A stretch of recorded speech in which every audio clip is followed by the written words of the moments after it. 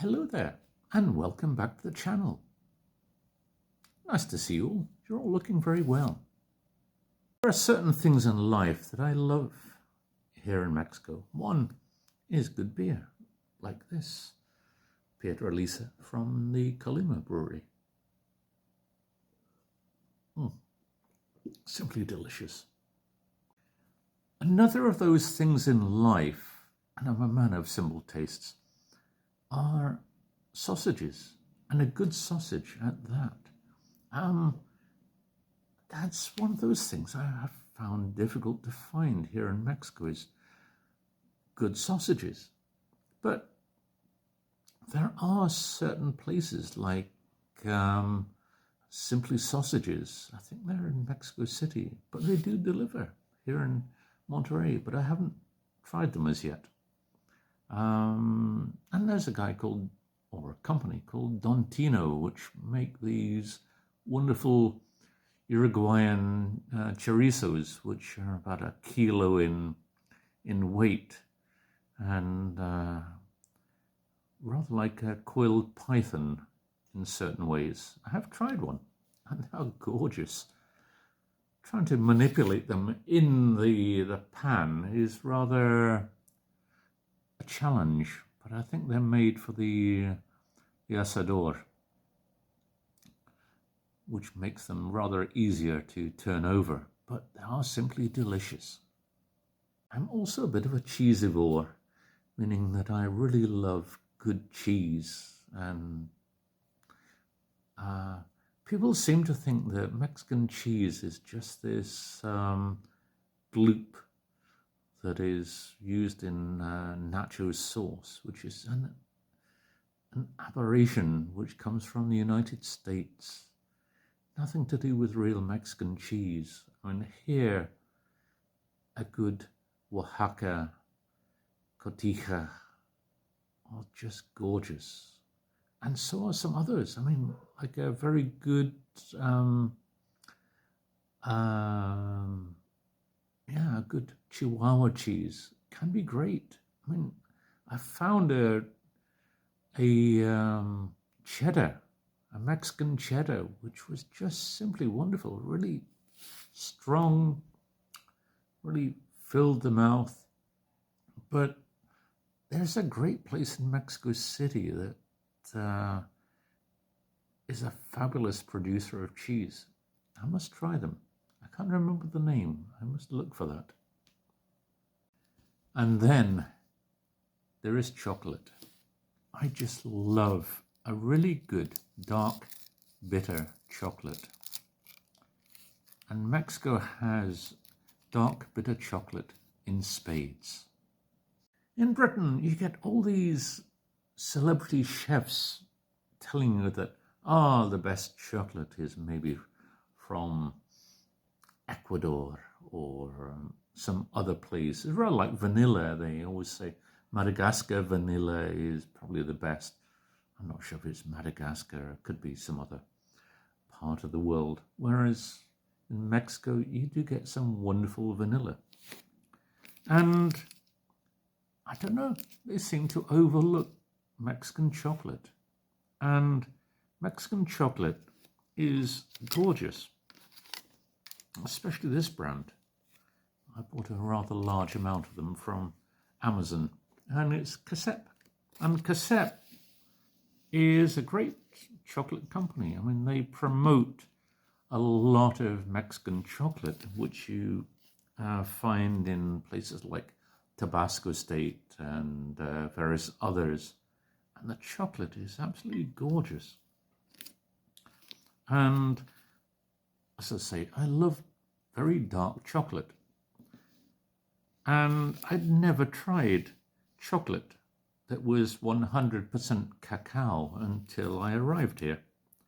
And this stuff really is a gorgeous chocolate. I mean, look at how dark that is.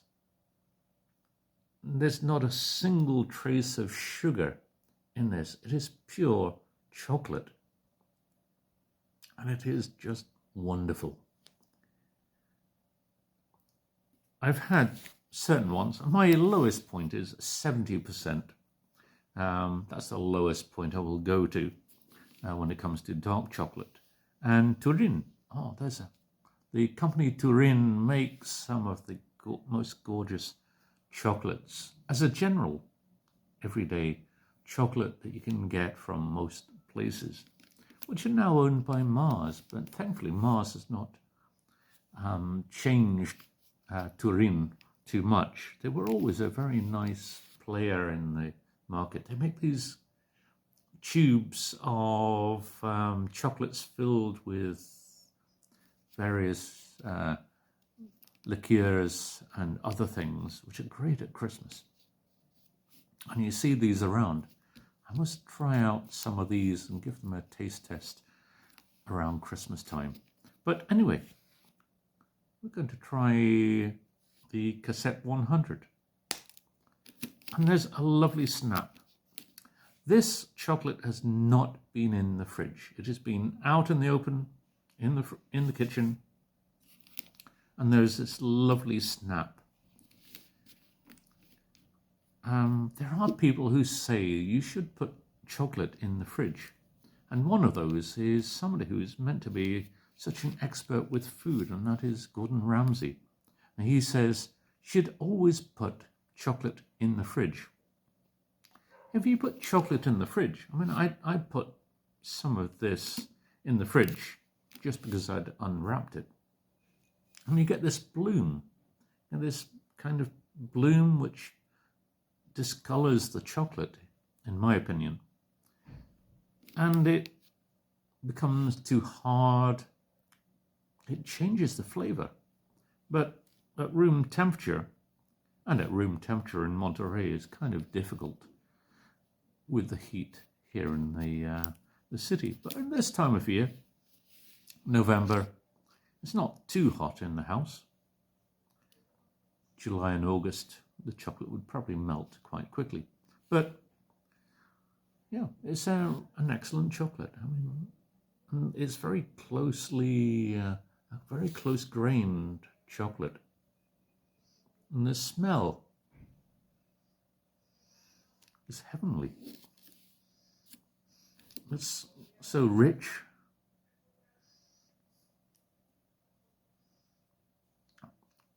So chocolatey, obviously. But it's one of those things, it's difficult to describe the aroma of chocolate.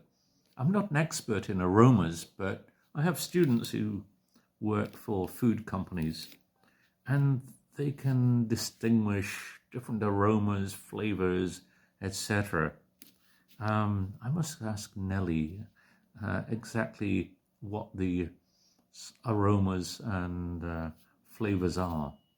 I'm sure she will tell me, oh, teacher, you have this, this, and this.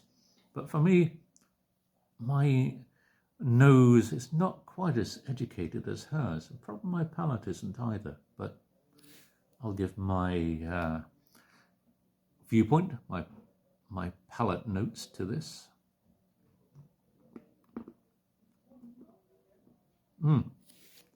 Despite it being at room temperature, it has a very nice firmness.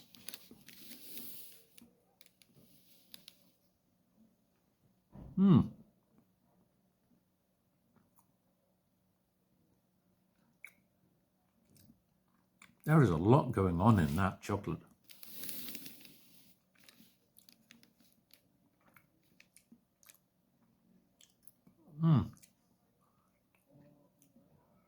It's not as bitter. You get some chocolates which are incredibly bitter, especially dark chocolates.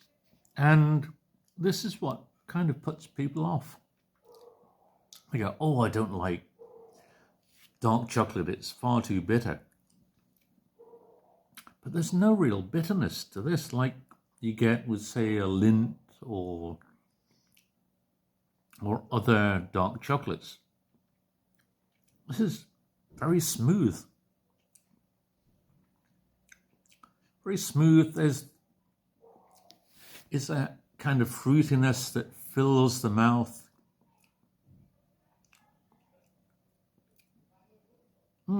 There's much more going on in this than you would get in a Kit Kat, for example. And it doesn't have that rather weird flavor you get in American chocolates, like the crap they call chocolate made by Hershey. Hershey? Who would call Hershey real chocolate? It's like saying Taco Bell is real taco. Or Pizza Hut makes authentic pizzas. This is just gorgeous. You get that lovely snapping sound.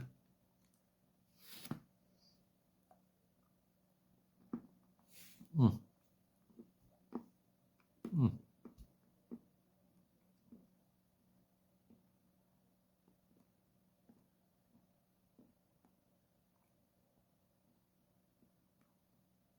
That is just so good.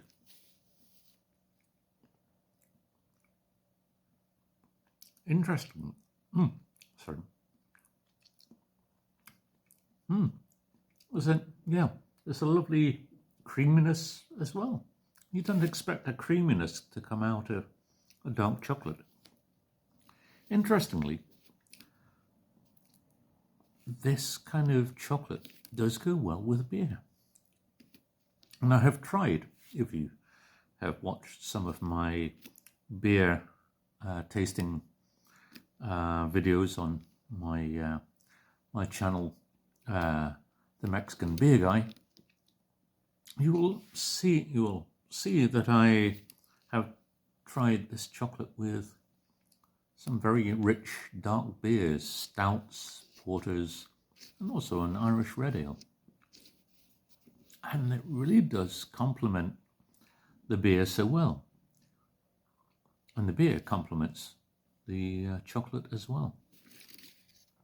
This is so good. And there are some really good other brands of Mexican chocolate. Cacahuatl is another, and I'm trying to remember the other one, but there's one really good one, but the chocolate is really quite expensive. But this, I think this is a good price for the quality of the chocolate and the depth of flavor, and it really does have this coating around the mouth, which is gorgeous. It's rather well priced, and I got this from Amazon, as I've said. And you do see, I think if you do like dark chocolate, excuse me, there, like beer, you get this burp which brings in such a nice flavor. But if you're visiting a supermarket or a corner shop like an Oxo or 7-Eleven, you will see Turin 70%. If you like a dark chocolate, go for that one. But you don't really see Cacep very often in many stores. It's kind of, I don't know, maybe a little specialized, maybe a little bit on the niche side when it comes to chocolate. But really, it is such a good chocolate. I've always tried the chocolate with a stout. I have an IPA here, Piedralisa, from the Colima brewery. I wonder.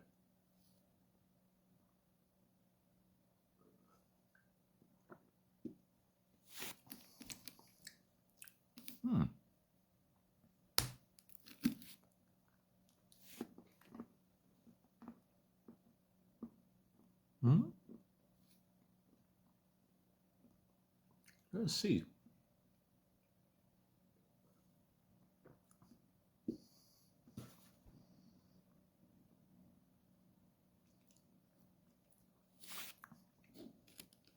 it's okay. I think the stout works far better. Such good chocolate. I'll be trying some other chocolates in the near future. And as we're coming up to Christmas, I'll be trying the Turin chips filled with whatever.